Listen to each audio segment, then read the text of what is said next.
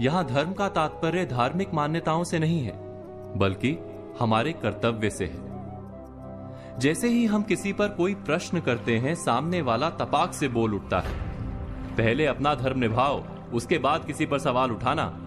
वो कहना चाहता है कि अपना काम ठीक से करो, फिर दूसरों पर कार्य ना करने का आरोप लगाओ।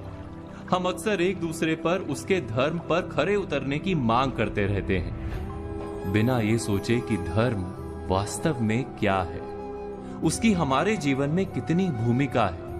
एक व्यक्ति का समाज में क्या धर्म होता है, एक पति या पत्नी का एक दूसरे के प्रति क्या धर्म होता है, या धर्म के कितने स्वरूप हो सकते हैं। वैसे तो धर्म के अनेक पहलू हैं, लेकिन सबसे खास बात धर्म की यह है कि वो सबको जिम्मेदार बनाने की बात करता है। और जो भी इस संसार में है उसका अपना एक धर्म होता है। उदाहरण के लिए पेड़ का धर्म है छाया और फल देना, नदी का धर्म है जीवनदायी जल बनकर बहते रहना, बादलों का धर्म है जल बरसाना, और सूर्य का धर्म है प्रकाश देना।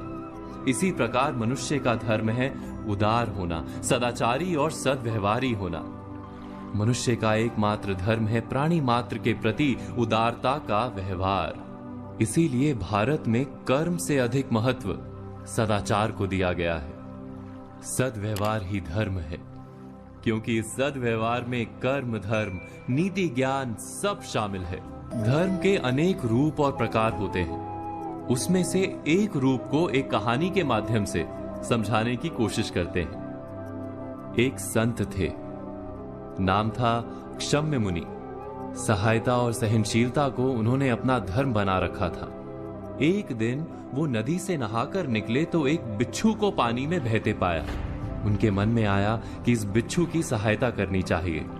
उन्होंने बिच्छू को पकड़कर बहती जलधारा से बाहर निकालने के लिए हाथ लगाया ही था कि बिच्छू ने अपने स्वभाव और अपने धर्म के अनुसार डंक मारा।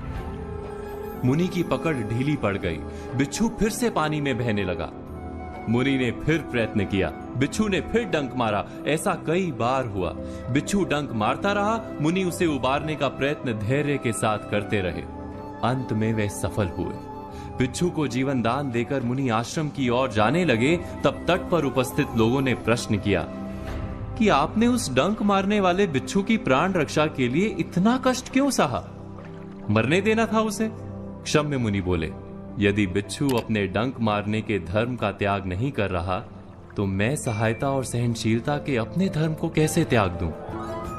अपने धर्म पर चलते हुए कष्ट सहना ही तो तप और जीवन है। व्यास मुनि ने कहा है, संक्षेपात कथ्यते धर्मो जना किम विस्तरेण वा परोपकारा पुण्याय पापाय पर पीड़नम। अर्थात, हे मनुष्यों, संक्षेप में हम तुम्हें धर्म का मर्म बताते हैं। परोपकार करना ही पुण्य कर्म है, धर्म है, और परपीड़ा ही पाप अर्थात अधर्म है।